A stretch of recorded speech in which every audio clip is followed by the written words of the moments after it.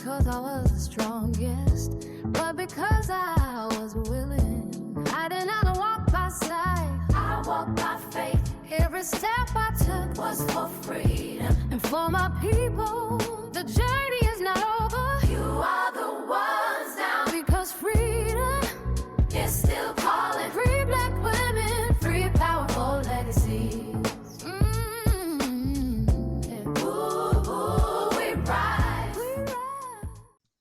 Hello, everyone.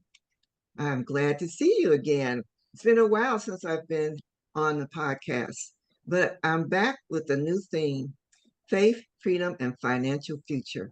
And so you're going to hear things from me that talk about faith sometime and help you encourage you in your faith. I may have speakers to talk about faith, freedom. Of course, is Harriet. You might hear more about my Harriet Tubman programs and stories, and financial future. So you are going to learn more about how to have a more established, financial, secure, abundant future if you don't already. We all can use that kind of talk, right? Well, I want to start off by interviewing our three ladies who are going to be on a special program August 2nd. And that is Faith, Freedom, Financial Future. And we have three historical women that we're going to share their stories and expand on that. We have Sojourner Truth. I'm going to be introducing to Linda Fagans. And we have Joyce A. Barnes is going to talk about Maggie Lena Walker.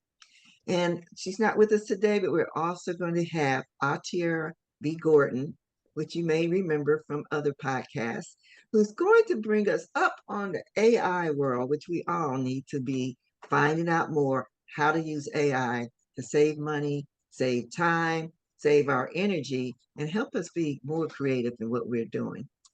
So first, I want to bring in, I think I'll bring the both ladies in on together. I have Linda Fagans and Joyce A. Barnes with me today, and we're going to find out a little about their presentations, what they're bringing with them to talk about today. Hi, ladies. Hi. Hello. Linda, you're going to be, well, just a little background. Linda and I did a program, I said it was a year ago. It was actually 3 years ago, Linda. Yes. We brought Sojourner Truth and Harriet Tubman together to have a conversation because they did know each other. And so that's not totally fictitious. They had a great conversation, and we're just going to go back and share a little bit of that. But then Linda's going to tell you more about Sojourner and courage. What is she going to share, Linda? Well, first of all, thank you for having us here today, and thank you for us coming to collaborate. And that's one thing that's important for us as women, especially women of color, Black women, for us to learn to collaborate. And these three women both have something to share with the world today in 2026. Sojourner Truth, she was a woman of faith, a woman of courage, a woman of conviction. And faith is because, she was born into slavery, and her real name is not Sojourner Truth. That's not her birth name. And I'm going to share the story to tell you the history, but she did some courageous things for a woman who was never educated, did not necessarily know how to read or write, but she had a powerful voice that she used to talk about not only slavery, but women's rights in 1850. And so her faith, God gave her the courage to walk away. Now, when you hear the story, she walked away. And then she had the courage to begin to hear God's voice about her walking from place to place, to preach the word, but also to speak profoundly and courageously about the evils of slavery and evils about women being not getting equal pay, even at that time. And she left us with a rich legacy.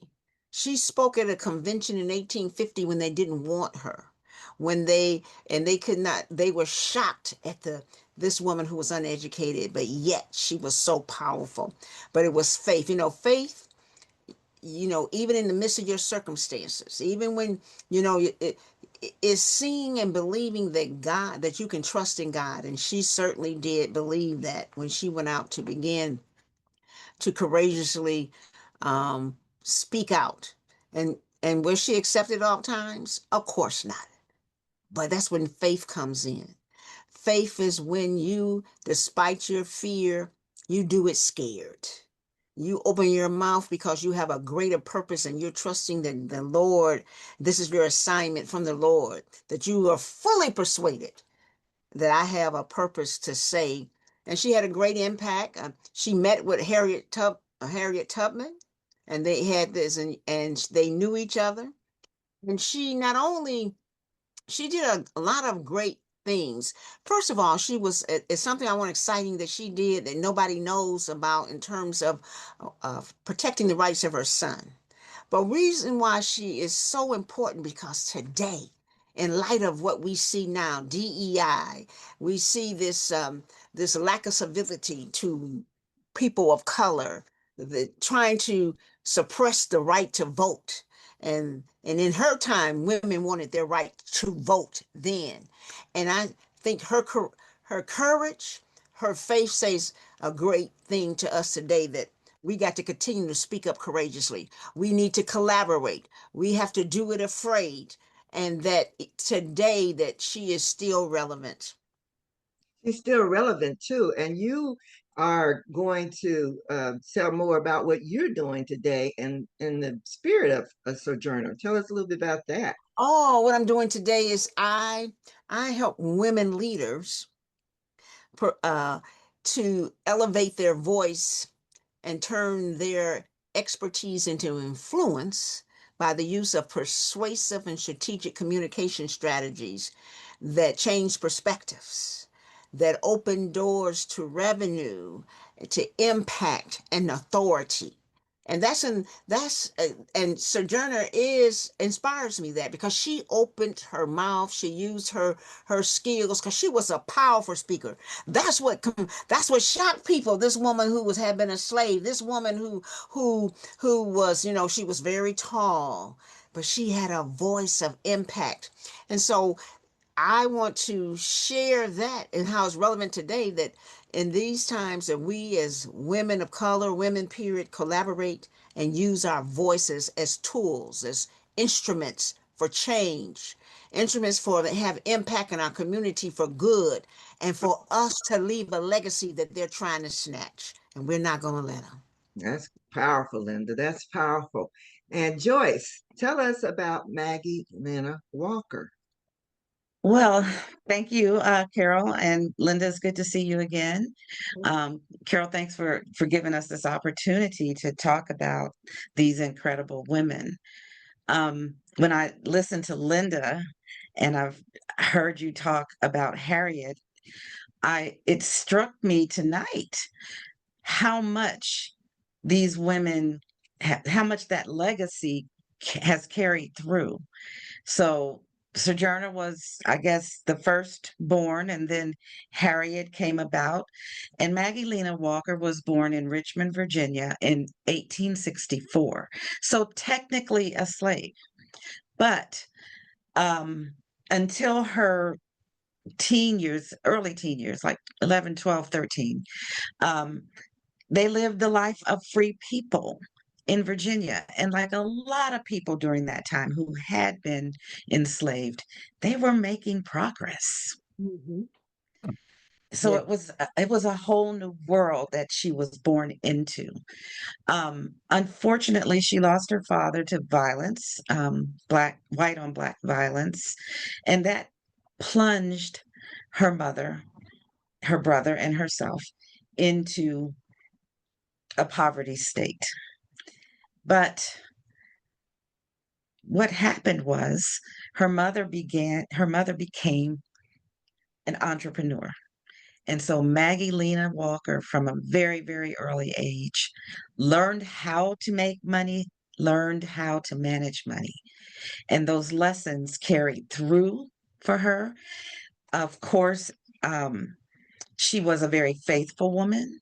She was a very courageous woman. The time that they lived in, as you can imagine, especially after Reconstruction ended and Jim Crow started.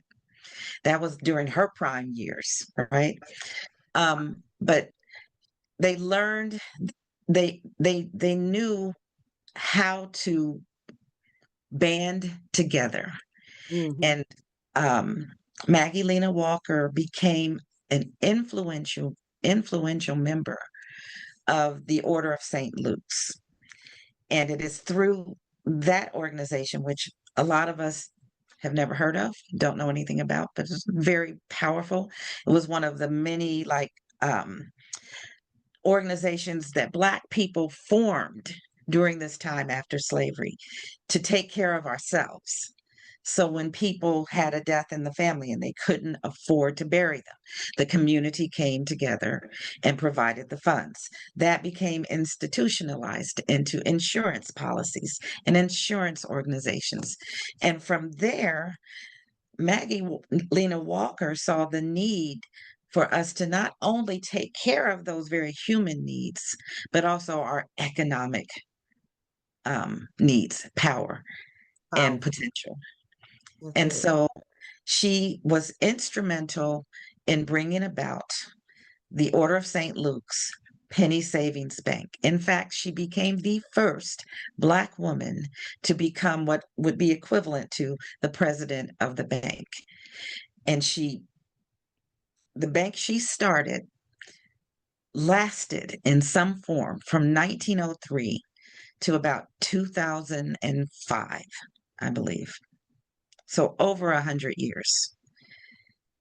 And 2005? yes, it Really? became part of Consolidated Bank, but that's Oh, because she was very strategic.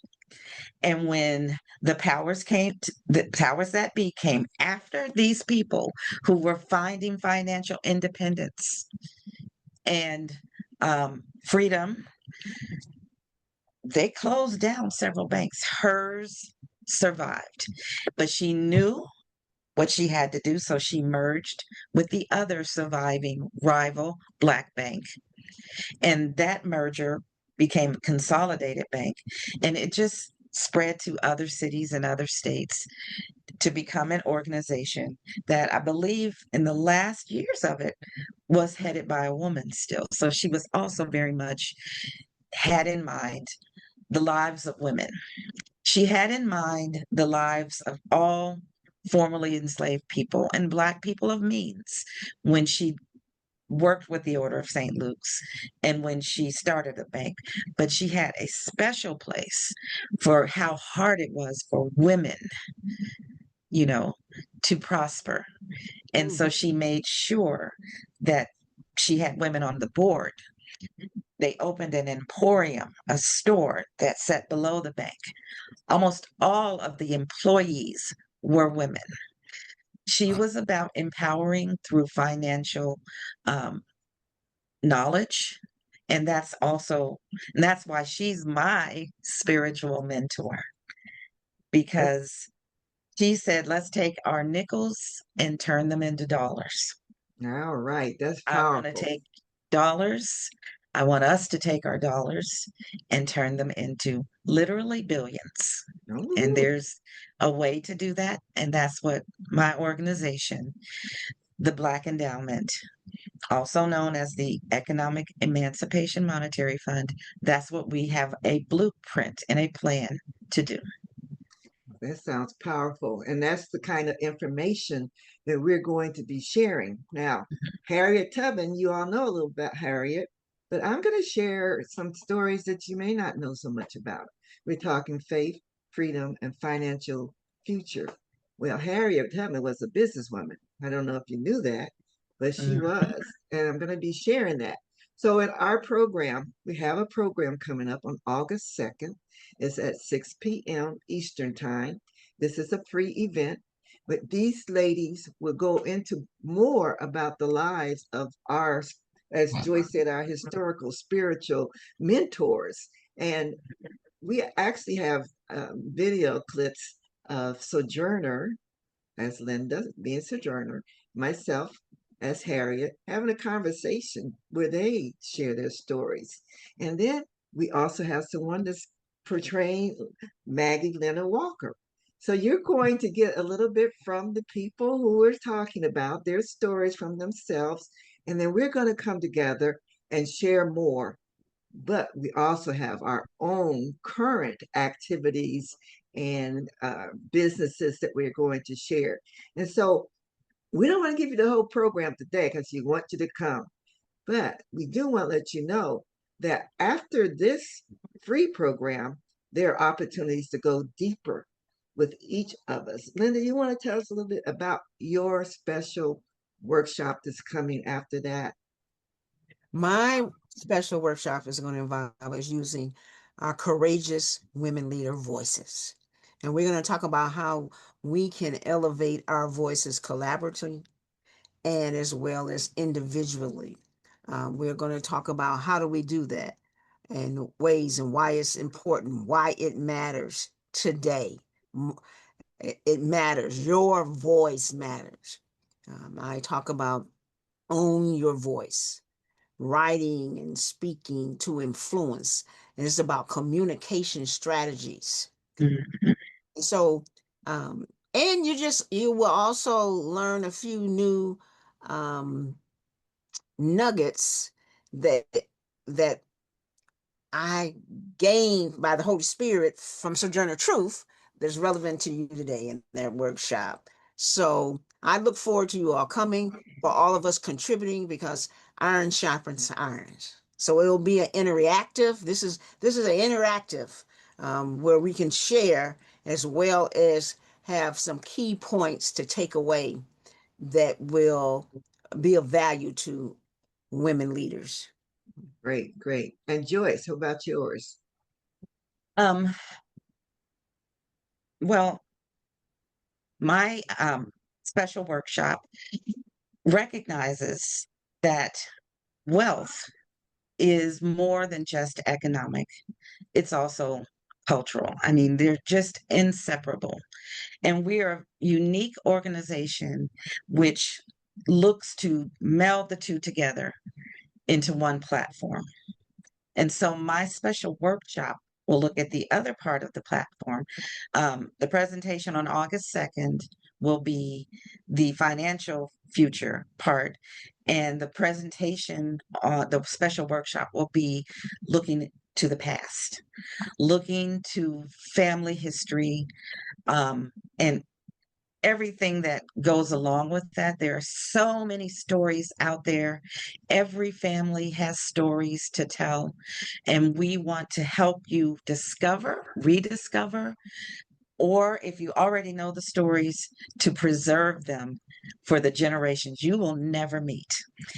This special workshop will be an actual workshop where you will start or fill in your family tree if you've already started.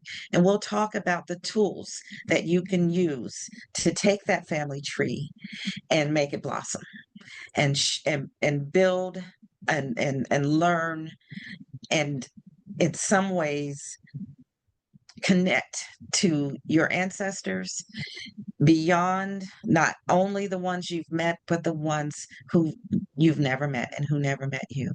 So the Black Endowment is a nonprofit that seeks to help families build generational wealth.